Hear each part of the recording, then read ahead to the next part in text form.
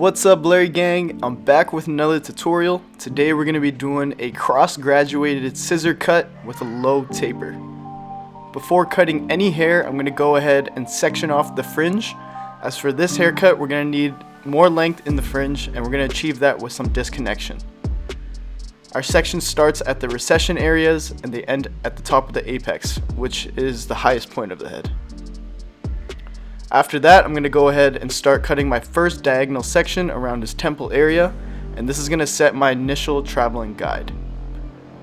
As I pick up my next sections, I'm going to use the previous cut line as a guide to match.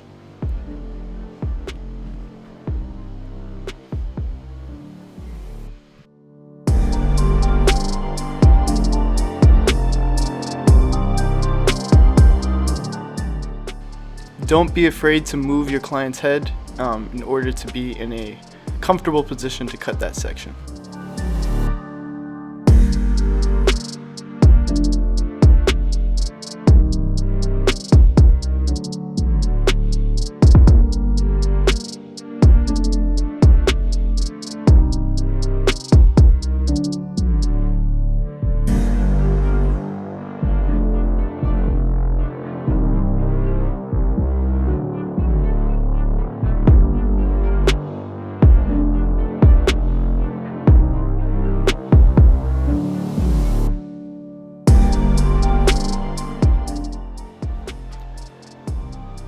Another quick side note I want to add while doing scissor haircuts is to pay attention to your body positioning.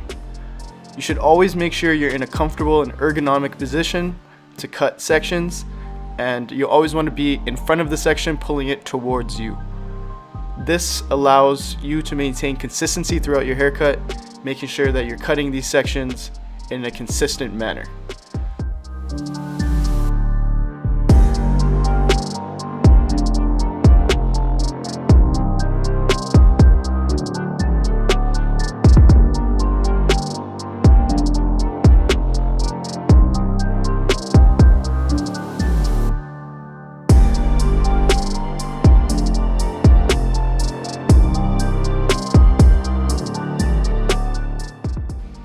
Alright, so once we've completed cutting one side of the haircut all the way to the back, we're going to go ahead and do the same thing on the other side, starting at his temple area again, and we're going to match in the back.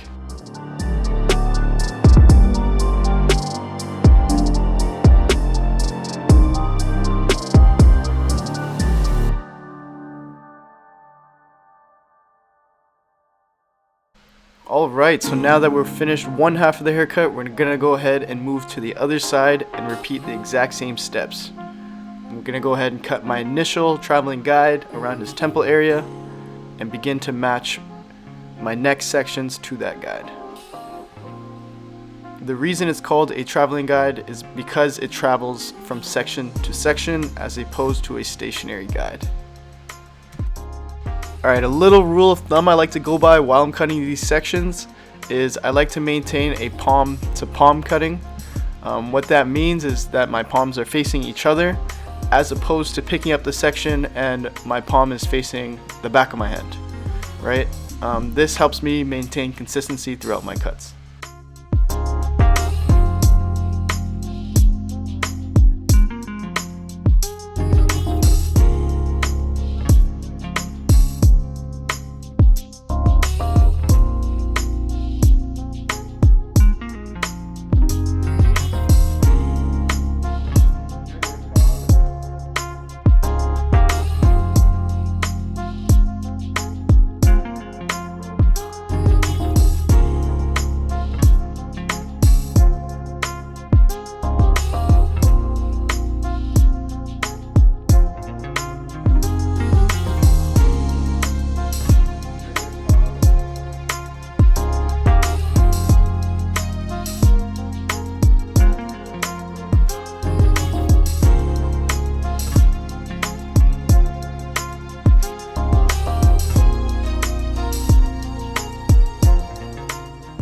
Alright, so after we finish cutting, I'm just going to go ahead and quickly check the lengths on both sides, make sure that we're matching, we're good to go. And then I'm going to get into some clip over comb action. So using my clip over comb technique, I'm going to taper down and create the base and shape for all the areas in the haircut that will be faded and lined up. This is a very crucial preparation step in the cut, as it's going to make fading and edging up way smoother and more consistent. A rule of thumb while using clip over comb is to understand that the comb length flush to the head is a number 1, and the clipper no guard open is a half. So essentially, flush, we are creating a 1.5 length, but in this case we're manipulating our comb angle to maintain that nice little blowout shape. So since our clip over comb length was a 1.5, we continue to create the base with 1.5, and then I'm going to take that off and create my first guideline no guard closed. After that, I'm going to go ahead and open up my lever and create my second guideline about 1/2 inch up, and then I'm going to take out that guideline using some lever play, going in between open and close to take that line out but not passing the second guide. Alright, so after we've gotten rid of that line, I'm just going to go ahead and throw my half guard on, lever open, and take this guard through the motions. So if this is the first time you're watching one of my videos, the motions means open, and then we move to middle, and then we move our lever to close. So those 3 steps collectively I refer to as the motions. So as you can see with this half guard, I'm actually able to complete this blend, and then we're going to go ahead and move on to fading his temple areas. Alright, so same thing we did on the nape area. I got my 1.5 closed, setting that base. No guard close, first initial guideline. No guard open, second guideline, lever play to take that out. Alright, so now I have my half guard on, and I'm going to use my cornering technique starting from open and take this half guard through the motions.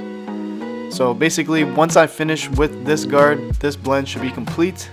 A lot of people ask, how does a half open blend into a 1.5 closed?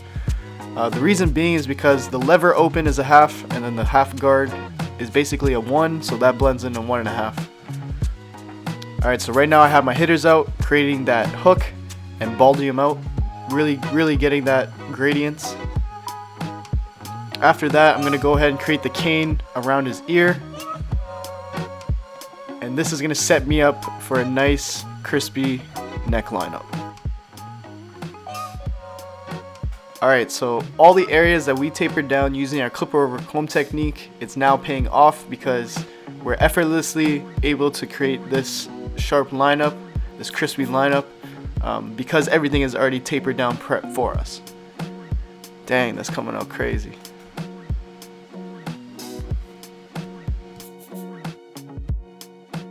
Alright, so once we finish the lineup, I'm just going to do some detail work with some shear over comb. Basically, I'm just going to try and pick at those dark spots without taking off too much hair, and give me that really smooth blend, really detail my blend, and get those dark areas that my clipper might take too much. So after that, we're going to move on to the other temple area, setting my base with the 1.5 guard closed.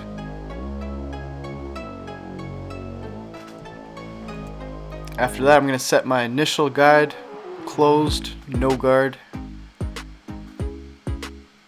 And then I'm going to open up my lever and create that second guide about 1/2 inch up. And then I'm going to take out that line using some lever play.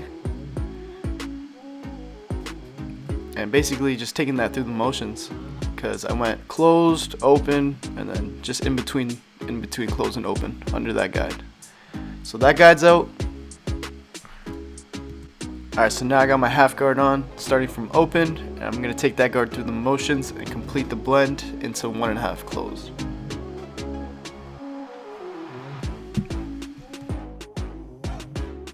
After I'm finished with my half guard, I'm just going to finish up some detail work with shear over comb, and basically get all those areas that I might have taken too much of if I were to use clip over comb. Complete that blend, all those dark spots, and this step really smoothens out the blend. Alright, so once I finish with the blend, I'm just going to grab my hitters and get into the lineup. I'm going to start by creating the hook, and then I'm going to line up around his ears and then do his neck lineup. So just a major tip while lining up around the ears is you only want to use the corner of the trimmer blade, kind of use it as a pencil and create that line. And then here I'm just balding out and getting that gradients for the taper.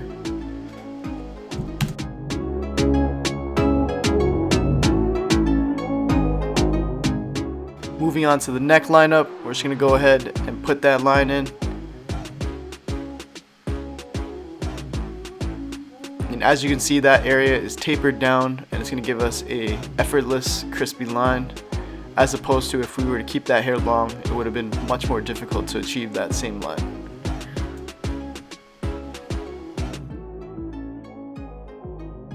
Moving on to his front profile, I'm just going to quickly just do a little cleanup, get the baby hairs out of there, nothing major. I don't want to push them back or create anything drastic. I just want to do a little cleanup and make sure that, you know, everything's sorted and in place.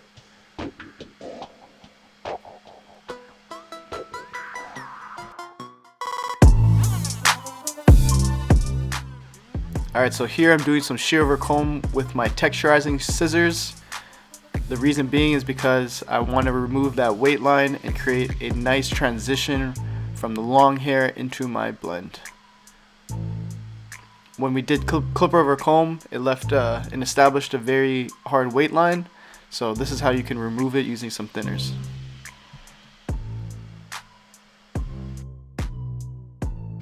Alright, so finally I'm going to style my client's hair. I'm going to begin by flat wrapping. Basically that means that I'm just going to brush and blow dry his hair until it's dry before applying any tension and trying to create volume. When the hair is flat wrapped, it's a lot easier to create tension and volume, and that's the reason why we like to get everything dry and flat wrapped first. Alright, so after we finish blow drying, I'm just going to quickly go over all the line work that we did with the trimmer with my straight blade. So basically this is going to make all the line work we did really pop out, make it defined, crisp. While you're doing this, you just want to make sure that you keep it natural and stretch the skin. Alright, so after this razor work right here, that basically concludes this haircut tutorial. I really hope you guys learned something from watching this video. Thank you guys so much for supporting my channel. Please continue to comment, like, subscribe. Whatever you guys think, whatever you guys want to see next. Thank you so much, and yeah, man, let's get better, guys. Let's get better. I'm gonna keep trying to stay consistent with this content, and we're gonna try and grow as a community. Thank you guys so much.